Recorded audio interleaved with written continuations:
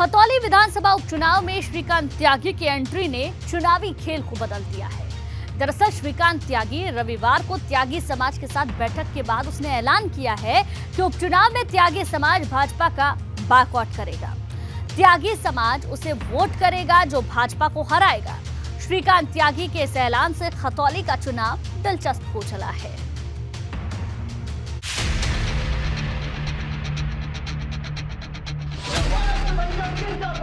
अपने गांव के बाहर भाजपा का बोर्ड लगा दीजिए। भगवा ब्रिगेड के साथ खतौली में खेला। भाजपा के विरुद्ध त्यागी की तूफानी टक्कर। ये जो खतौली चुनाव है, ये विक्रम सैनी की जमानत जब्त हो जाए, चाहे चुनाव लड़े चाहे ना लड़े। मुजफ्फरनगर की खतौली विधानसभा सीट पर श्रीकांत त्यागी की एंट्री ने भाजपा की मुश्किल बढ़ा दी। मेरा बेटा श्रीकांत त्यागी यहाँ आया था। यूं तो पहले ही त्यागी समाज की ओर से संकेत दिए जा रहे थे कि इस बार त्यागी समाज भाजपा का विरोध करेगा। इस बीच रविवार को खतौली पहुंचे श्रीकांत त्यागी ने नावला गांव में त्यागी समाज के लोगों के साथ बैठक की और इस बैठक से जो संदेश निकला वो भाजपा के लिए मुश्किल खड़ी करने वाला है। हमारी जो जेल में बंद आवाज थी उसको जब उठाने का हमारे समाज ने किया और 52 दिन का जो धरना और अनशन दिया मेरठ कमिश्नरी पर, उसकी सुनवाई भारतीय जनता पार्टी नहीं करती है और इस तमाम प्रकरण में हमारे लोगों पर लगे झूठे मुकदमे अभी तक वापस नहीं हुए हैं, तो किस मुंह से भारतीय जनता पार्टी के लोग हमारे त्यागी समाज गांव वोट मांगने आएंगे।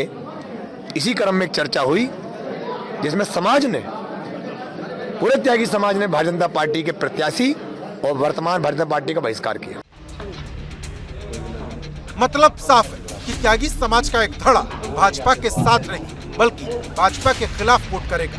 मतलब राष्ट्रीय लोकदल के मदन भैया के साथ वो खड़ा दिखाई देगा, क्योंकि खतौली में भाजपा के सामने मुख्य मुकाबले में अगर कोई है तो वो रालोद है। हालांकि इस सवाल पर श्रीकांत त्यागी ने सीधे तौर पर कुछ नहीं कहा। ये निर्णय हुआ है कि अभी एक सीट खतौली का चुनाव है और भारतीय जनता पार्टी का प्रत्याशी के सामने जो भी मजबूत प्रत्याशी होगा त्यागी समाज उसको एक मुश्त होकर चुनाव जिताने का काम करेगा। बिल्कुल जाएगा चुनाव, जो सामने मजबूत लड़ेगा वो कोई भी हो। श्रीकांत त्यागी पर नोएडा की ग्रैंड ओमेक्स सोसाइटी में महिला के साथ अभद्र व्यवहार पर केस दर्ज हुआ था। इस मामले में कई दिनों तक श्रीकांत त्यागी फरार रहा। 9 अगस्त को पुलिस ने श्रीकांत त्यागी को मेरठ से गिरफ्तार कर जेल भेजा था।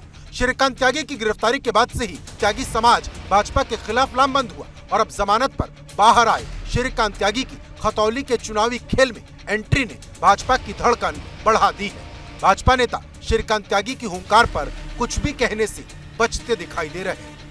देखिए, लोकतंत्र है, सबकी अपनी इच्छा है। किसी कोई जिसकी इच्छा है वो किसी को वोट दिलवा सकता है, सबका अपना अधिकार है। इसमें मैं टिप्पणी करने वाला कौन होता हूँ? उनकी इच्छा है जहाँ भी वो कुछ करना चाहते हैं।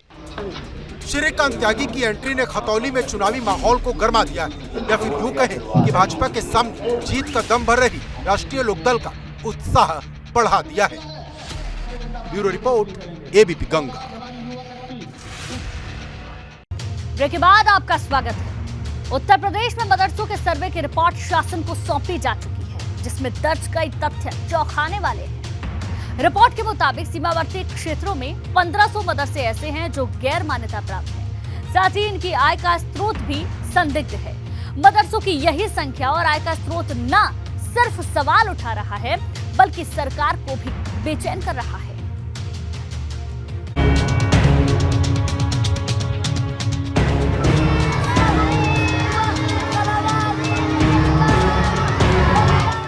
मदरसों का सर्वे पूरा, अब एक्शन की बारी।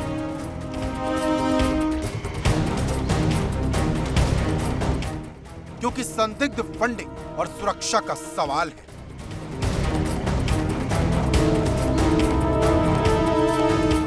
अनगिनत सवालों के बीच मदरसों का सर्वे पूरा हो चुका है, जिसकी रिपोर्ट अब कई सवाल खड़े कर रही।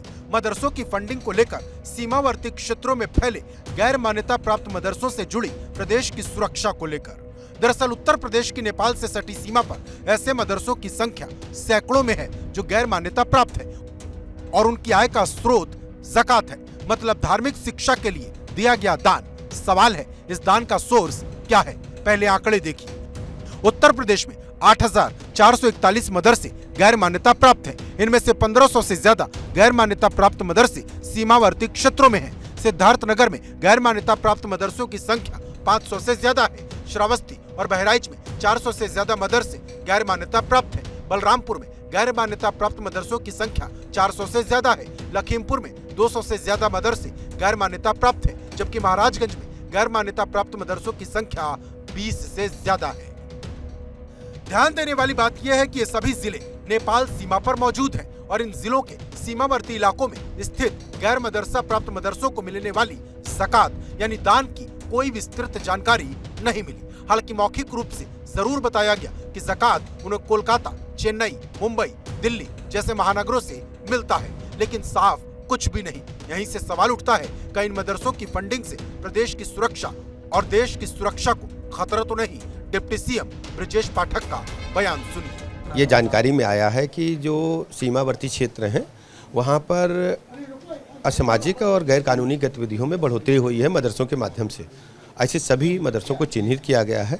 हर स्थिति में हम कानून को राज को मेंटेन करेंगे, गैर कानूनी असामाजिक गतिविधियों को बिल्कुल नहीं चलने देंगे और कड़ी कार्रवाई करेंगे। साफ है कि सरकार की नजर में जिन मदरसों की फंडिंग संदिग्ध है उन पर कार्रवाई की शक्ल में सरकार कोई कदम उठा सकती है। भाजपा के अल्पसंख्यक मोर्चा के प्रदेश अध्यक्ष कुंवर बासित अली के मुताबिक सुरक्षा से किसी भी कीमत पर समझौता नहीं हो सकता।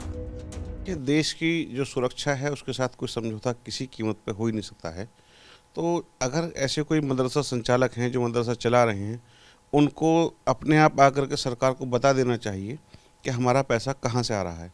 यदि वो नहीं बताएंगे, सरकार जानकारी निकालेगी, तो हो सकता है कि उसमें कुछ ऐसी जानकारी निकले कि वो उनको भी दुख हो, उनको भी आगे तक के लिए कठिनाई का सामना करना पड़े।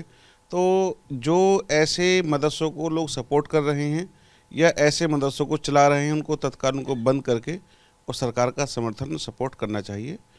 चिंता की बात यह है कि सीमावर्ती क्षेत्रों में स्थित इन मदरसों को ज़कात के तौर पर दुबई तक से धनराशि मिली है, जिसका सोर्स संदिग्ध है।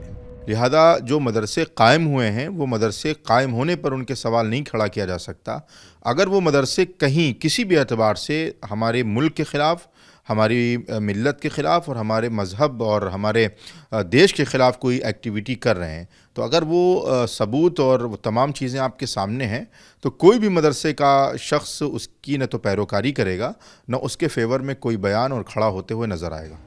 मदरसों के सर्वे की रिपोर्ट पर उठ रहे सवाल प्रदेश की सुरक्षा से जुड़े हैं, जो धीरे धीरे उत्तर प्रदेश की सियासत में हलचल पैदा करने वाले हैं। और माना जा रहा कि सरकार अगर किसी कड़े फैसले की ओर कदम बढ़ाती है तो एक बार फिर उत्तर प्रदेश की सियासत में मदरसा सर्वे को बड़ा मुद्दा बनाया जा सकता है। Bureau report, ABP Ganga.